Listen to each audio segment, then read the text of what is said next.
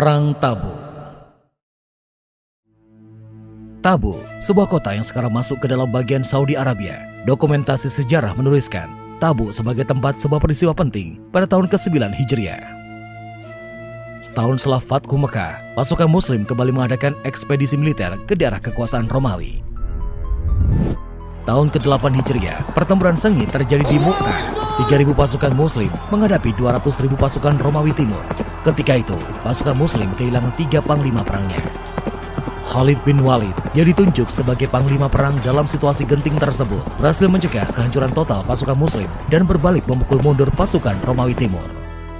Keberhasilan pasukan Muslim membebaskan Mekah membuat cemas kekuatan besar di sebelah utara Arabia, Romawi Timur.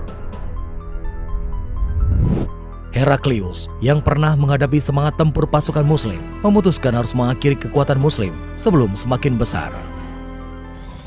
Tidak lama setelah terjadinya perang Hunain, nun jauh di sebelah utara, pasukan Romawi Timur atau Bizantium baru saja memenangkan perang besarnya melawan Imperium Persia. Sementara itu, berita kemenangan Bizantium atas Persia sampai ke Madinah beberapa minggu kemudian, tepat ketika buah-buahan kurma saatnya dipanen. Berita kemenangan Bizantium meningkatkan kewaspadaan di Madinah, mengingat sebelumnya telah terjadi kontak senjata antara pasukan Muslim melawan Romawi Timur di Mu'tah. Nabi Muhammad mengambil keputusan penting. Pasukan Muslim akan berangkat ke Syam dan mencegat pasukan Bizantium di tapal batas kekuasaan mereka. Keputusan Nabi Muhammad tersebut menimbulkan pro dan kontra di kalangan penduduk Madinah, mengingat musim panen kurma telah tiba. Kurma merupakan komoditi andalan penduduk Madinah. Perekonomian Madinah lebih banyak bergantung dari perdagangan kurma. Namun, sebagian besar penduduk Madinah mendukung keputusan Nabi Muhammad. Hanya sebagian kecil dari mereka yang enggan turut serta dalam ekspedisi militer tersebut. Mengingat jauhnya perjalanan dan beratnya medan yang akan mereka lalui, Nabi Muhammad meminta para sahabatnya menginfakkan sebagian hartanya untuk keperluan ekspedisi militer tersebut. Abu Bakar As-Siddiq menginfakkan seluruh hartanya dan Umar bin Khattab menyerahkan separuh dari hartanya. Sedangkan Utsman bin Affan menyediakan kuda-kuda perang dan onta untuk separuh pasukan. Para sahabat lainnya juga berlomba-lomba dalam berinfak. Hampir semua unta dan kuda dipergunakan dalam ekspedisi militer tersebut, namun jumlahnya masih belum mencukupi, sehingga Nabi Muhammad terpaksa menolak beberapa sahabat yang ingin turut serta. Sebanyak 30.000 pasukan berhasil dipersiapkan oleh Nabi Muhammad, sebuah pasukan terbesar di Jazirah Arabia ketika itu yang dipimpin langsung Nabi Muhammad. Sebelum berangkat, Nabi Muhammad menyerahkan kepemimpinan Madinah kepada Ali bin Abi Thalib. Meskipun bersikeras ingin turut serta dalam ekspedisi militer tersebut, Ali bin Abi Thalib terpaksa harus tinggal di Madinah untuk memegang tampuk kepemimpinan sementara. Di tengah-tengah suhu musim panas semenanjung Arabia, pasukan Muslim yang dipimpin langsung oleh Nabi Muhammad bergerak meninggalkan Madinah. Pasukan Muslim menempuh perjalanan sepanjang 700 km menuju perbatasan Syam di sebuah tempat yang bernama Tabu. 30.000 pasukan Muslim berjalan melintasi gurun-gurun pasir semenanjung Arabia dan panas dengan perlengkapan yang sebenarnya tidak cukup memadai. Sebagian pasukan Muslim juga secara bergantian menaiki unta-unta yang tersedia. Seekor unta bahkan harus dinaiki hingga 10 orang secara bergantian.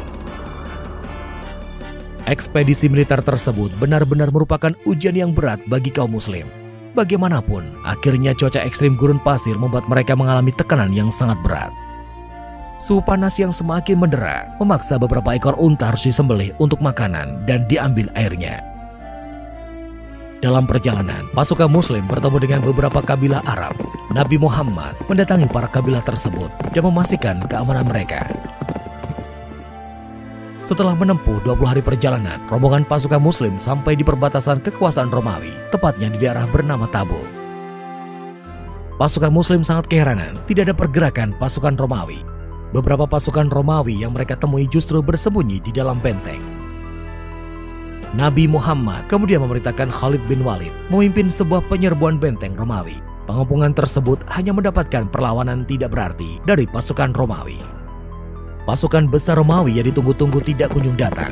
Nabi Muhammad menggunakan kesempatan ini untuk menemui kabilah-kabilah Arab di sekitar Tabu. Nabi Muhammad menggunakan pendekatan diplomasi kepada kabilah-kabilah Arab tersebut. Upaya diplomasi ini berhasil membuat kabilah-kabilah Arab di sekitar Tabuk mengakui kepemimpinan Nabi Muhammad. Pasukan Romawi yang mendengar kedatangan 30.000 pasukan Muslim di bawah pimpinan Nabi Muhammad memilih mundur. Hal ini memberikan kekuatan moral yang luar biasa bagi pasukan Muslim. Setelah 20 hari berkemah di Tabuk, pasukan Muslim memutuskan kembali ke Madinah.